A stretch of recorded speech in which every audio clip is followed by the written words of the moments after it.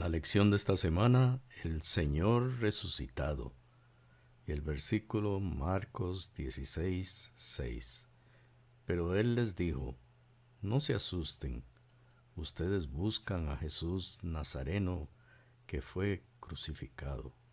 Ha resucitado, no está aquí, miren el lugar donde lo habían puesto. Y el resumen tiene como tema: creer en la resurrección es la clave. Muchos no creyeron que Cristo resucitó. Muchos hoy en día no creen que eso ocurrió. Creer es la clave. ¿Por qué es importante la resurrección de Cristo? Bueno, porque Jesús triunfó sobre la muerte al resucitar, lo cual celebramos por fe en cada bautismo. Morimos con Cristo y resucitamos con Él. Romanos 6:4 dice, porque somos sepultados juntamente con Él para muerte por el bautismo, a fin de que como Cristo resucitó de los muertos por la gloria del Padre, así también nosotros andemos en vida nueva. Colosenses 2:12, sepultados con Él en el bautismo, en el cual fuisteis también resucitados con Él, mediante la fe en el poder de Dios que le levantó de los muertos. La lección del domingo dice que no hay una sola palabra en la Biblia que sugiera la sacralidad del domingo como un recordatorio de la resurrección. Ese recordatorio es el bautismo. Independientemente de la teología errónea acerca del culto dominical, debemos, como adventistas, regocijarnos por la resurrección de Jesús ocurrida el domingo de mañana. Jesús ha triunfado sobre la muerte en virtud de su muerte y resurrección, y es gracias a esta que estamos seguros de nuestra propia resurrección. Pero ¿qué pasa en la vida de quien cree en la resurrección de Cristo? Al abrir nuestro corazón para recibir fe en la resurrección, por gracia, el rumbo de nuestras vidas cambia radicalmente. La fe nos cambia. Marcos 16, del 1 al 8, dice, cuando pasó el día de reposo, o sea, el sábado, María Magdalena, María la madre de Jacobo y Salomé compraron especies aromáticas para ir a ungirle. Y muy de mañana, el primer día de la semana, vinieron al sepulcro ya salido el sol. Pero decían entre sí, ¿quién nos removerá la piedra de la entrada del sepulcro? Pero cuando miraron, vieron removida la piedra, que era muy grande.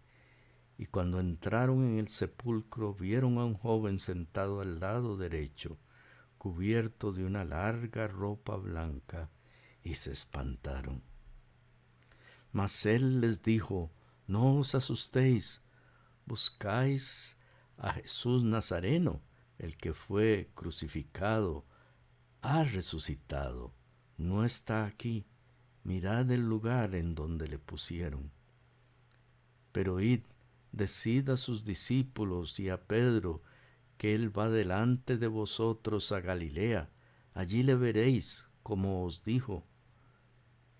Y ellas se fueron huyendo del sepulcro, porque les había tomado temblor y espanto. Ni decían nada a nadie, porque tenían miedo. Primera de Corintios 15, 3, 8, porque primeramente os he enseñado lo que asimismo recibí, que Cristo murió por nuestros pecados conforme a las Escrituras, y que fue sepultado, y que resucitó al tercer día conforme a las Escrituras, y que apareció a Cefas y después a los 12, después apareció a más de 500 hermanos a la vez, de los cuales muchos viven aún, y otros ya duermen. Después apareció a Jacobo, después a todos los apóstoles, y al último de todos, como a un abortivo, nacido fuera de tiempo, me apareció a mí. Eso nos dice Pablo. Y la lección del lunes: para algunas personas es inconcebible que los cristianos crean en un Señor resucitado, pero la evidencia de su resurrección es sustancial y consistente con la razón. El Dios que creó el universo y, por ende, la vida en la tierra, ciertamente tiene el poder, si así lo decide, de resucitar a Jesús. La existencia de Dios no convierte la resurrección de Jesús en algo inevitable, solo en algo razonable. ¿Cuál fue la primera reacción de los seguidores de Jesús ante su resurrección? Pues fue muy negativa, como lo fue desde el arresto de Jesús, de absoluta incredulidad en el cumplimiento de la promesa de Jesús de que resucitaría. Marcos 16, del 9 al 13.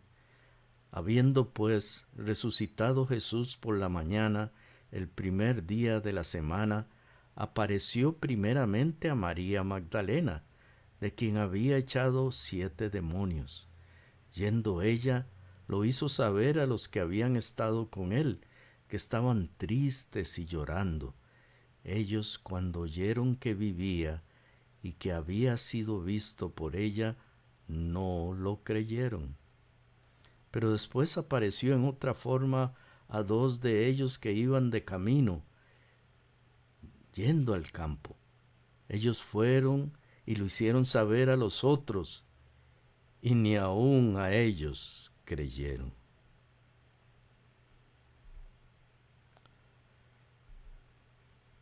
La lección del miércoles dice: la primera persona en ver a Jesús resucitado es María Magdalena. Otras mujeres también lo vieron, puesto que las mujeres no tenían un estatus elevado como testigos en el mundo antiguo. Si el relato acerca de la resurrección hubiera sido ficticio, habría sido mucho más probable que Jesús seleccionara a hombres como sus primeros testigos. Pero no fueron hombres, no los discípulos, sino una mujer.